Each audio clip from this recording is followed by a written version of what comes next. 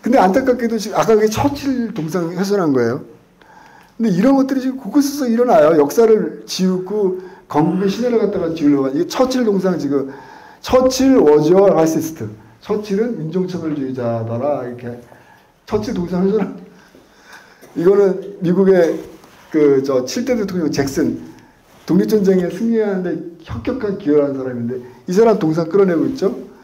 캐나다에서는 엘리자베스 여왕의 동상을 갖다 무너뜨리고 이거는 영국의 당시에 무역상이었다고 하는 에드워드 콜스턴 17세기의 사업가 이 사람 동상 지금 목 잘라갖고 강물에 빠뜨리고 있습니다. 런던 브리스톨에서. 캐나다에서는 빅토리아 여왕의 동상을 무너뜨렸습니다. 터키의 이 케말 파샤 유명한 사람이잖아요. 아타투르크. 터키도 마찬가지고 조지 워싱턴 동상도 이렇게. 그러니까 이게 국제적인 흐름이에요. 건국과 영웅들을 그 신화를 지워버리려고 하는 것이죠. 이유는 잘 모르겠습니다. 좀 더 면밀하게 좀 더 여러분들도 고민해 보시기 바라고요. 제가 지금 시간 없다 보니까 심지어는 그러다 보니까 이게 뭔지 아세요? 이게 뭐냐면요. 1619 프로젝트라 그래갖고 미국의 독립이 여러분 우리가 지금 알고 있는 상식적으로 미국의 독립이 언제입니까? 1776 아닙니까? 그죠? 영국과 와서 싸워갖고 미국이 독립전쟁에서 이겼다. 이게 우리가 알고 있는, 그리고 미국 애들도 그렇게 알고 있잖아요. 1776년이 미국이 독립을 쟁취한 해다. 이게 뭐냐면, 1619 프로젝트가 뭐냐면, 미국의 독립기념일을 1776년에서 1619년으로 바꿔야 된다고 얘기합니다. 1619년이 아프리카에서 흑인 노예가 처음 아메리카 땅에 발을 디디래가 1619년이에요. 그래서 1619 프로젝트, 1619 프로젝트 해갖고 책도 지금 베스트셀러가 되고 있고, 다큐멘터리도 5개인가 6개 에피소드가 있는데, 미국의 역사를 송두리째 바꿔버리는 거예요, 이렇게. 근데 그 중에서 제가 제일 좀 충격했던 게 3편으로 기억이 나는데, 미국이 달에 사람을 보내지 않았습니까, 위성으로. 그 장면이 막 나와요. 실험하고 실패하고 많은 과정을 하면서 어쨌든 결국 인공위성이 달까지 가서 암스트롱이 인류 역사상 첫 번째 발을 내딛지 않습니까? 그 장면 사이사이에 흑인들이 맞고 쓰러지고 흑인들이 막 강탈당하고 경찰에 끌려가고 이 장면이 나와요. 그러면서 좀 기가 막혔는데 니들은 사람을 달에 보냈지. 우리는 경찰에 맞고 끌려간다네. 이 장면들이 계속 사이사이에 교체가 되는 거예요. 저는 무슨 생각이 들었냐면, 물론 미국이 달에 인간을 처음으로 인류를 달에 보낸 게 사실은 뭐 미국의 업적이긴 하지만, 그거는 인류의 업적 아닙니까? 제가 기가 막혔던 건 뭐냐면, 그런 방식이라는 거예요.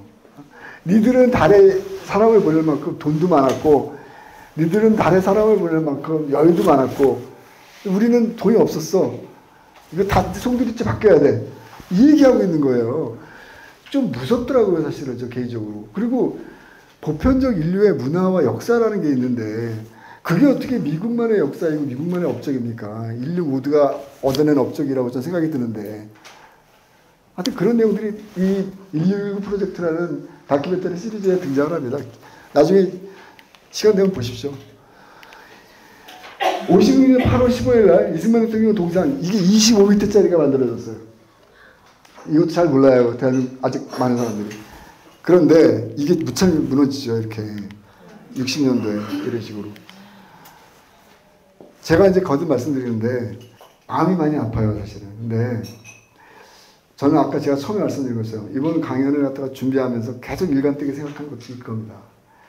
동상을 세우는 것이 중요한 게 아니다, 지금. 사람들의 마음속에 동상을 먼저 만들어야 된다. 그것이 진짜 25m짜리 동상을 만드는 것과 언젠가는 그런 동상을 만들 수 있는 길인 것이지, 지금 마치 우상 섬기듯이 동상 만드는 거, 저는 그거 별로 그렇게 바람직하지 않다고 생각합니다, 솔직히. 저는 그래서 이 공간을 앞으로 굉장히 소중하게 생각할 예정입니다. 이 공간을 통해서 사람들 속에 건국의 올바른 정신, 특히 이승만의 올바른 사상과 본질이 무엇인지를 제대로 널리 알리는 게 중요하다. 한 사람이 됐던 두 사람이 됐던 숫자는 중요하지 않고요. 그 진실을 많은 사람들한테 알릴 수 있는 길들을 찾아나가는 게 중요하다. 이렇게 생각이 듭니다.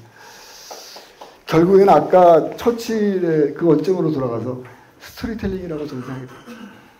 그 어려운 논문을 사실 영화 그러니까 이제 제가 이제 극작가도 아니고 전 다큐멘터리 하다 보니까 저는 사실 자료와의 싸움을 하는 사람이에요. 그러니까 거의 그냥 박사 논문 쓰는 것 같아요. 어떻게 생각하면은 새벽까지 계속 어려운 논문들 찾고 뭐 영어로 된 거 뭐 찾고 뭐 하다 보니까 근데 뭐 그건 뭐 제가 해야 될 일이라고 생각이 들고 중요한 거는 근데 중간이 있어야 돼. 중간에 이거를 제가 읽은 아까 이 수많은 원전이라든가 이런 것들 손세일 선생이 쓴 이승만과 김구라는 책이 7권이에요.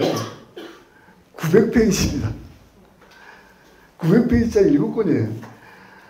저 그거 제대로 이해하려고 2번 읽었어요. 2번. 정독을. 시간이 얼마나 걸리겠습니까? 그거는 대중들이 할 수가 없어요. 제 결론이 뭐냐. 제가 잘했다는 걸 말씀드린 게 아니라 누군가가 이걸 중간에서 해줘야 된다는 거예요. 대중들이 쉽고 올바로 이해할 수 있도록 또 재밌고 감동적이게 이해할 수 있도록 스토리텔링을 만들어야 된다. 스토리텔링으로 이승만에 대해서 감동을 받는다면 처칠에 대해서 스토리텔링으로 감동받는 거랑 똑같이 각자 처칠에 대해서 공부하고 각자 이승만에 대해서 공부할 겁니다. 그게 제가 얘기하는 각자 스스로 마음속에 이승만의 동생을 만드는 거예요. 저는 그 작업이 지금 필요하다고 생각합니다. 거의 다 끝났고요. 자, 런던 대공습 때 드디어 터칠이 또 하나 큰 대박을 터뜨립니다. 다 도망가야 된다라고 얘기하는데 안 갑니다. 그리고 매일같이 공습이 이루어지는데 뭐 폭탄을 쏘봐 하면서 자기 집무실 벗어나지 않겠다고 얘기합니다. 그리고 이때 자료를 보니까요. 이거 아마 여러분들 이 디자인 많이 보셨을 거예요. 이게 영실의 왕실의 그거예요. 그 당시에 조지 6세를 잘 기억하는데 조지 6세가 이왜 그 말더듬이 같은 그 영화 있지 않습니까? 킹스 스피치라는 거 보면은 말다다 하는 거 말도 못해. 그 소극적이고 말도 더듬는 조지 6세가 윈스턴 처칠의 영향을 받았는지 버킹엄 궁전에서 나오질 않았답니다. 영화 다키스타워 보면 그 장면 나와요, 여러분. 장면이 딱 나와요. 제가 이걸 다시 봐서 확인했는데 조지 6세한테 가서 그럽니다. 망명 정부를 세우십시오. 런던은 너무 위험합니다. 미국으로 갔는가 아니면 뭐 스웨덴이나 이쪽으로 가서 망명 정부를 세우세요. 왕실의 왕한테 망명 정부를 세우라고 하는데 조지 6세가 안 가요. 런던 대공습으로 수많은 폭탄, 무려 6개월인가 9개월 동안 런던을 공습했거든요. 히틀러가. 언제 폭탄이 버킹엄 궁전에 떨어질지 모르는데 안 갑니다. 그러면서 이렇게 멋진 구호를 갖다가 영국 왕실에서 하나 발표합니다. 이게 뭡니까? 평정을 유지하고 하던 일을 계속해라. 저는 이게 처칠의 영향이라고 생각해요. 이 유명한 구호예요. 이거 지금도 이거 디자인 하시는 분들 잘 아실 거예요. 이 Keep calm and carry on. 이게 지금 이 구호가 전시 때 등장했던 구호가 지금의 상업적 구호까지 디자인으로 등장해갖고 영국의 왕실을 얘기하고 영국의 이미지를 갖다가 고양시키는 데 활용되고 있습니다. 이게 얼마나 멋있으면. 이게 그 당시에 런던 시민들이 폭탄이 떨어지는 그 공습하에서도 지하철에서 이러고 있는 거예요. 음악 들으면서.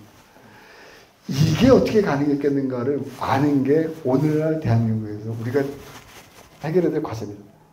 이게 처칠이 있었기 때문에 가능하다는 겁니다. 처칠이 왜 위대하고 영국인들이 왜 그렇게 처칠을 사랑하는지 이유가 여기 있는 겁니다. 이거를 처칠이 말과 글로써 영국 국민들의 마음속을 흩어져본 겁니다. 도망가지 말라. 맞서 싸우자. 끝까지. 유명한 사진이죠. 런던 대공습이 한창일 때 우유 배달부가 우유를 배달하고 있는 장면. 대단합니다, 이거. 이게 처칠의 업적입니다.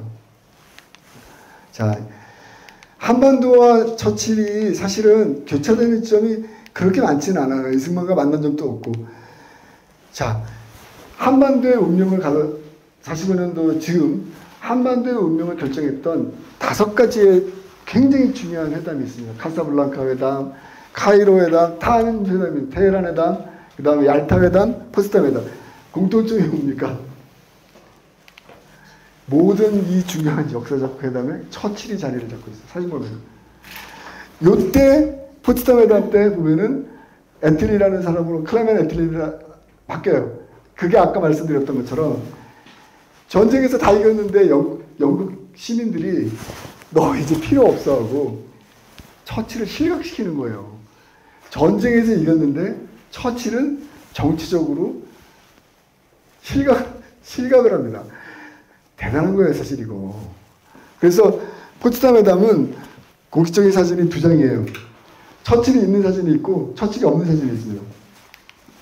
자, 이걸 왜 제가 얘기하냐. 카이로 회담 가장 대표적이죠. 이게 뭐냐면 이집트 카이로 메네하우스라는 곳인데 아직까지도 처칠이 이렇게 길어요. 현재까지도. 호텔에서. 다 아시는 것처럼 카이로 회담에서 결국은 우리나라의 독립을 이야기가 됐죠. 적정한 시점에 조선을 독립시킨다. 자, 이게 지금 카이로, 그래서 카이로 우리 정부에서도 2013년도에 카이로 이 회담이 있었던 호텔 앞에다가 메나하우스 앞에다가 카이로 선언 기념이 있는데, 자, 이게 그동안 우리는 장제스가 중국이 한국의 독립에 기여했다. 그리고 적절한 시점에 독립을 시킨다라는 것을 결국 장제스가 강력하게 요청했다. 그 다음에 장제스의 그 부인, 그분이 또 어떻게 뭐 했다, 뭐 이런 얘기로 정서는 그렇게 되어 있습니다. 그런데 최근에 자료가, 재미난 자료들이 많이 나왔어요. 이 사람이 루즈벨트의 아들이에요.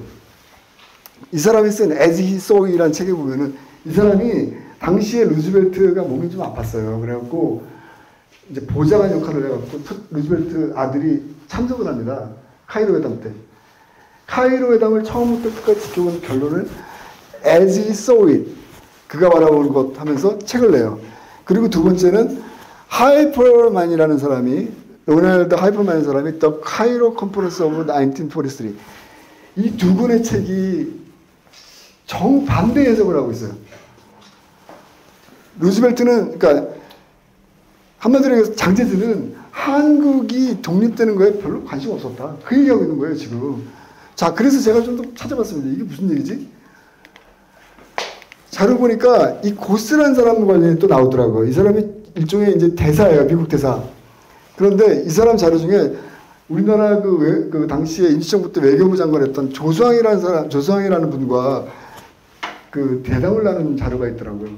거기에 이 고스가 조수왕한테 얘기를 합니다. 임시정부의 조수왕한테. 왜 중국 정부는 니네 한국 임시정부를 인정을 안 하고 있냐. 그랬을 때 조수왕이 이런 말을 남깁니다. 일본 패전 후에 한국을 중국의 지배권 아래 두는 중국의 욕망 때문일 것이다. 이거는 그동안에 우리가 카이로 회담 관련해서 정설로 알고 있었던 건 정반대 얘기하고 있는 거예요. 중국은 조선의 독립 별로 관심 없었다. 결국 독립의 진실이라는 얘기를 들어봤을 때 제 결론은 이거예요. 그 흐름으로만 놓고 봤을 때 저는 이승만의 역할을 굉장히 중요하게 생각하는 사람입니다. 장기석 정부는 임시정부 끝까지 인정하지 않았습니다. 이 얘기는 뭐냐, 전쟁이 끝나면 중국이 옛날처럼 다시 거대한 중화를 만들어서 조선을 먹었겠다, 그 얘기를 하고 있는 겁니다. 자, 이런 상황 속에서 이승만의 독립예비 청원들이 등장을 하는 거예요. 그리고 41년도에 공교롭게도 자페니스 아웃이라는 아주 역작이 하나 나오죠.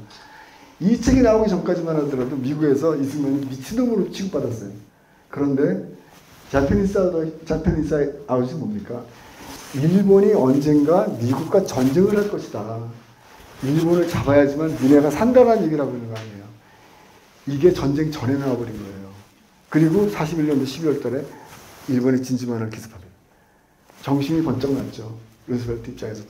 그래서 42년 2월 달에 루즈벨트가 한국 조선의 독립과 관련해서 중요한 말을 하나 남겼더라고요. 식민지 한국 국민에 나는 동정심을 갖고 있다. 이것이 그 이후에 카이로 회담으로 이어지는 겁니다. 우리는 적절한 조처, 인드 콜스, 적절한 절차냐, 이거 굉장히 중요한 거예요.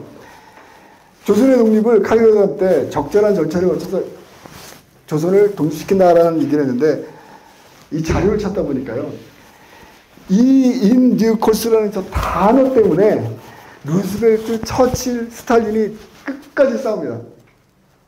합의를 못 보는 거예요. 카이로답 때. 처음에는 at the earliest possible moment, 가장 빠른 시일 안에 조선을 독립시킨다. 당연히 받아들일 수가 없겠죠. 영국 처칠이나 스탈린 입장에서. 그래서 이게 at the proper moment, 적절한 시기로 바뀝니다. 이것도 결국엔 안 돼요. 그래서 결국에는 마지막에 처칠이 문장 가잖아요. 적절한 절차. 시기를 빼버린, 시기의 의미를 빼버린 적절한 절차로 조선의 독립이 정리가 된 거예요. 제가 이걸 왜 말씀드리면, 약소국의 운명이라는 게 이렇게 비참한 겁니다, 이게. 이 문장 하나를 지들끼리 한 거예요. 원래는 이거였는데. 이게 강대국 사이에 껴있는 약소국의 비애인 것입니다. 그렇기 때문에 지금 대한민국이 이만큼까지 올라올 수 있었던 이 위상과 이 힘이 여기서 꺾이면 안 되는 거예요. 언제 다시 우리가 강대국의 힘에 의해서 이 시기로 돌아갈지 모르는 겁니다. 사실 저친의 유명한 말 철회장막이라는 말이 있었죠. 이것도 사실 좀 재미난 에피소드가 있어서 준비했는데, 이게 철회장막이라는 말 다 아시죠?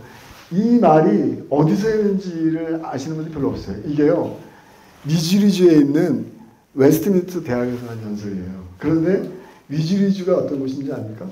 미주리주가 트루먼의 고향이에요. 그래서 처칠이 꼬셔요. 야, 나랑 같이 가자. 비행기 타고 가면 몇 시간이 가는데 기차를 타고 가자 그럽니다. 그래서 트루먼하고 처칠이 기차로 3일 동안 여행을 합니다. 트루먼의 고향으로. 그래서 철회장막이라는 연설이 만들어지는데 3일 동안 처칠이 트루먼을 꼬시는 거예요. 그러니까 이제 앞으로 싸움은 공산주의와의 싸움을 해야 된다. 참 역사에서는 좀 재미난데, 어쨌든 이런 일이 있고 나서 47년 3월 12일 날 트루먼 독트린, 이거는 여러분들 다 아시는 것처럼 미국이 그동안의 공산주의에 대해서 굉장히 유화적이었고, 루스벨트에서 심지어 간첩들도 있었죠. 소련에. 공산주의의 본질도 제대로 인식을 못했어요. 비로소 공산주의가 미국의 중요한 적이라는 걸 딱 인식하고 공식적인 선언을 한 겁니다. 트루먼 선언. 그런데 이로 인해 갖고 결국에는 이승만의 반서 반공 노선이 한반도에 적용이 되기 시작하는데요. 재미난 거는 뭐냐면 시기를 보세요. 47년 3월 16일. 아까 미국의 이승만이 방송하러 간 게 46년 12월입니다. 그리고 귀국한 게 47년 4월이에요. 재미난 역사 에피소드지만 트루먼 독트린이 발표될 때 이승만은 미국에 있었다는 거예요. 그런데 아쉽게도 이승만의 이 반소 반공 노선이 미국 행정부에 얼마만큼 영향을 미쳤는지에 대한 객관적 자료는 찾지 못했습니다. 그렇게 영향력 있는 인물은 아니었을 테니까, 그 당시에. 근데 어쨌든 우리 입장에서는 굉장히 중요한 사건으로 이 부분을 이해를 해야 됩니다. 그만큼 공산주의가 뭔지도 모를 때, 소련이 왜 위협인지도 모를 때, 루스벨트는 연합군으로 생각했어요. 그런 시점에 저 소련과 공산주의가 우리에게 심각한 위협이 될 것이라는 걸 간파한 거예요. 그리고 그것이 47년 3월에 트루먼 독트린으로 발표가 된 거예요. 21일 날 귀국합니다. 그러면서 한반도의 정세가 완전히 바뀝니다. 트루먼 독트린 환영한다. 드디어 대한민국 한반도를 짓누르고 있었던 좌우합작론, 통일조선 전술이 무참히 파괴되는 거예요. 이 시점에서. 더 이상 우리가 미소공의가 2번 열렸잖아요. 두 번째에서는 더 이상 미소공의가 열리지 않습니다. 그리고 아까 말씀드린 것처럼 모든 것들을 유엔으로 이관시키고 유엔을 통해서 합법적으로 선거를 치르는 방식으로 한국의 독립이 이루어진 겁니다. 저는 이 과정에서 이승만의 역할이라는 것은 정말 스스로 뭔가 이렇게 자랑스럽게 뭔가를 허장성세한다 그러죠. 그것은 아니었지만 굉장히 중요한 역할을 했다라고 저는 확신합니다. 그리고 이 부분에 대해서는 제가 자료를 찾다 보니까 자료가 많지 않아요. 이거는 앞으로 후대가 연구를 열심히 하고 이 관계가 트루먼 독트린과 같은, 왜냐하면 미국의 세계 정책이 바뀌는 거거든요. 한순간에. 루스벨트까지만 하더라도 소련과 손잡고 같이 좌우합작 어쩌고저쩌고 이거 했던 거예요. 그 대기만 작전에 넘어가서 폴란드, 루마니아, 불가리아, 헝가리, 체코, 동유럽이 다 넘어간 겁니다. 그 좌우합작론에 의해서 중국도 넘어간 거예요. 중국이 왜 넘어갔어요? 장개석이 처음부터 힘이 없었나요? 한반도에서도 좌우합작론이 있었습니다. 그러니까 쉽게 말해서 40년대 일종의 말은 유행이라 그래야 되나? 트렌드는 좌우합작. 공산주의와 같이 손을 잡고 꾹짝꾹짝. 공교롭게도 모든 좌우합작했던 나라들이 다 공산화됐습니다. 다 무너졌어요. 유일하게 여러분과 제가 살고 있는 이 나라만 그게 안 된 거예요. 그리고 그 좌우합작의 본질을 아까 기가 막히지 않습니까? 폴란드 어쩌고저쩌고 하면서 이승만 대통령이 45년 12월 달에 연설하지 않습니까? 공산주의가 뭔지도 모르는데. 동유럽에서 무슨 일이 있는지 45년도에 누가 알았겠어요, 솔직히. 생각해보세요. 에? 지금은 인터넷이 있으니까 우크라이나에서 일어나는 일을 알 수 있겠지만 45년도에 뭘 알겠습니까? 진짜 미스터리예요. 그 어떻게 국제정세를 파악을 할 수 있었을까? 동유럽의 공산주의의 본질이 무엇인지를. 하여튼 그런 부분들은 거듭 말씀드리지만 앞으로의 우리의 후대들의 연구 과제입니다. 물론 저도 노력하겠지만. 드디어 전세가 역전됩니다. 이 47년도를 기점으로 해갖고서는 총선이 이루어졌고요. 총선이 제주 4.3 같이 무장폭력, 남당의 아주 명백한 폭력 투쟁, 여순 반란 사건 같은 게 있음에도 불구하고 유권자의 95%가 투표했어요. 대단한 겁니다. 여기는 대한민국 국민 모두에게 박수를, 우리 건국 1세들에게 정말 박수를 칠 수밖에 없고요. 그 악조건 속에서 투표를 하고 결국 대한민국을 만든 겁니다. 정말 대단한 겁니다, 이거는. 지난번에 말씀드린 것처럼 이거 그림 딱 보면 나와요. 왜 백악관에서 싸우냐는 거예요. 만약에 이승만이었다면 절대로 트럼프하고 싸우지 않았을 겁니다. 정말 고소해야 될 거는 미국의 시민들이에요. 왜냐? 미국의 민주주의는 의회 민주주의이지 않습니까? 그리고 미국의 모든 유권자들의 힘이 결국은 정권을 만드는 거기 때문에 누구보다도 정치인들은 유권자의 두려움을 느끼는 거예요. 그거를 간파했다는 거죠, 어떻게 보면. 요거는 좀 시간이 없으니까 넘어가겠습니다. 자, 이제 다 됐습니다, 어쨌든. 자, 요거, 오늘 이제, 뭐, 쉼없이 달려온 처칠과 이승만, 어떻게 보면 별로 관련성이 없어 보이기도 하고, 관련성이 있어 보이기도 하고, 그런데, 이제 끝으로, 제가 이제, 또 영화 만드는 사람이니까, 여러분들과 이 처칠과 이승만이 만난다면이라는 가정하에, 뭔가 한 번씩 여러분들과, 저도 여러분들에게 마음속의 동상을 세워야 된다고 계속 강조를 했는데 같이 세울 수 있는 동상이 뭘까 고민을 좀 했는데 하나 이제 그냥 저는 말보다 영상으로 제가 좀 준비를 좀 했어요. 이걸 보면서 마무리 짓도록 하겠습니다. 공교롭게도 65년 이승만 대통령도 그렇고 처칠도 그렇고 같은 해에 돌아가셨어요. 제가 65년생이에요. 공교롭게도. 네. 그래서 각별합니다. 저한테는. 이게 웨스트민스터홀인데 처칠의 유해를 이렇게 일반인들에게 공개를 했어요. 조문을 할 수 있도록. 그런데 이게 아무나 하는 게 아니에요. 웨스트민스터홀에 이게 엘리자베스 여왕이 직접 이거를 지시를 했다고 합니다. 무려 2,500만 명이 이 장례식을 TV로 시청했고 30명 명이 조문을 냈다고 합니다. 되게 엄숙하죠? 오늘 우리가 여러분들과 함께 이야기 나누는 것처럼 영국인들 입장에서는 2차 세계대전의 그 위기를 함께 극복해낸 어떻게 한다면 정말 존경과 사랑을 받을 수밖에 없는 인물이었다. 이 사람이 없었으면 영국은 패배를 했을 것이다 라는 국민들의 자각이 결국 처칠의 죽음을 통해서 다시 한번 재조명이 됐다라는 생각이 들고, 이게 이제 그 당시 이제 뭐 보신 분들 이게 공식적인 기록이에요. 처칠의 그 장례식 장면. 말 그대로 수많은 사람들이 처칠의 죽음을 애도했다고 하고요. 세인트폴 대동상은 영국의 왕실들만이 결혼식이라든가 장례식이라든가 그 행사를 하는 곳입니다. 그곳을 영국 왕실에서 처치를 위해서 내준 겁니다. 장례식을 위해서.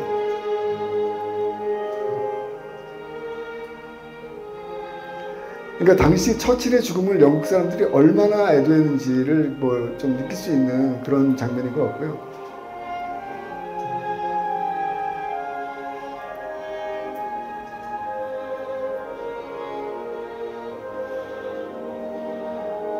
그래서 이렇게 배로 템스강을 쫙 하는데 전 이 장면이 너무 감동적이었어요. 영국의 산업시대를 상징하는 이 거대한 크레인들이 처칠의 이게 앞에 이렇게 탁 고개를 숙이는 저 장면. 아, 너무 멋있지 않습니까?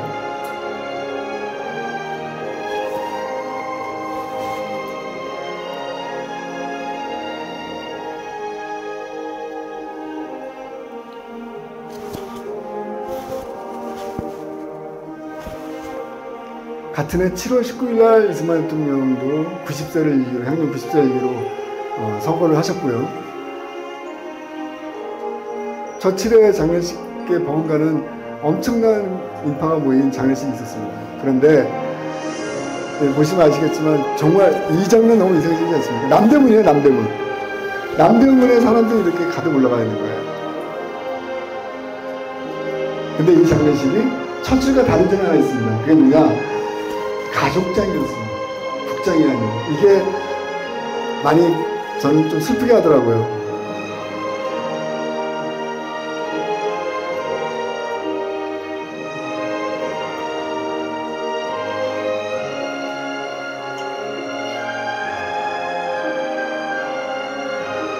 그래서 동작도 보고 이제 이렇게 안장이 되었습니다.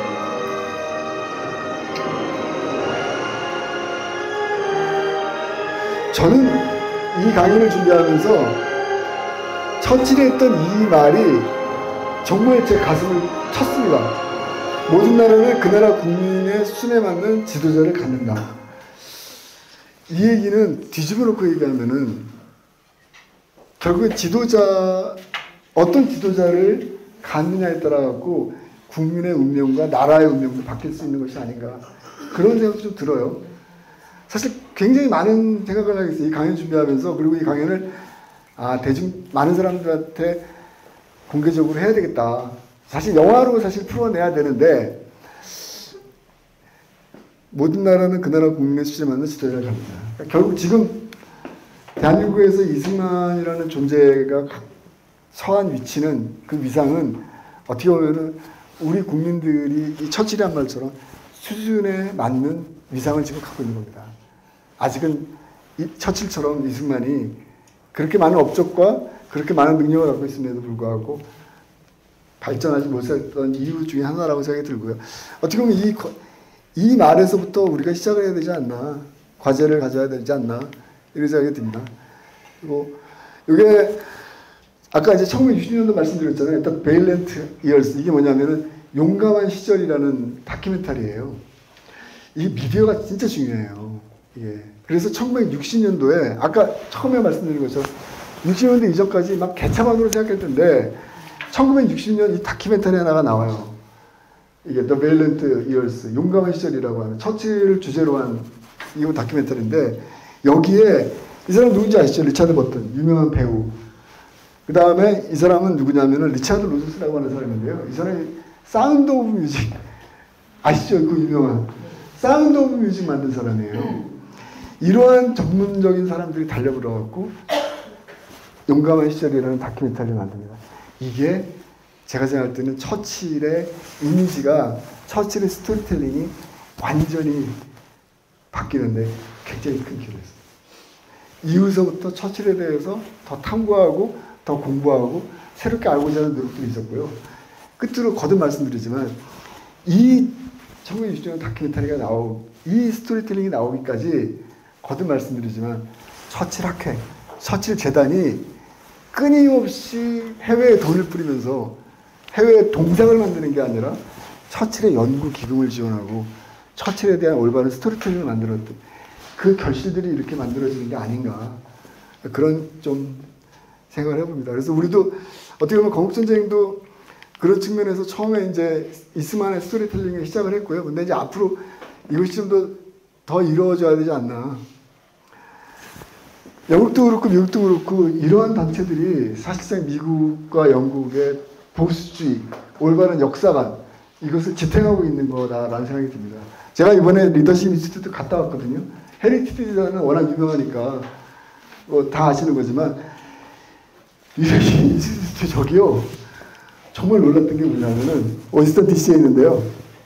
헤리티지 디자인이 뭔지 아시죠? 그러니까 말 그대로 미국의 보수 이념을 막 전파시키는 뭐 이렇게 연구 논문 지원대주고 리더십 인스티튜트는 뭐냐면요. 어떻게 하면 선거에서 이길 수 있는지를 가르쳐 주는 거예요. 막말로 얘기하면. 그러니까 무슨 말이냐면 고상한 얘기 안 해요.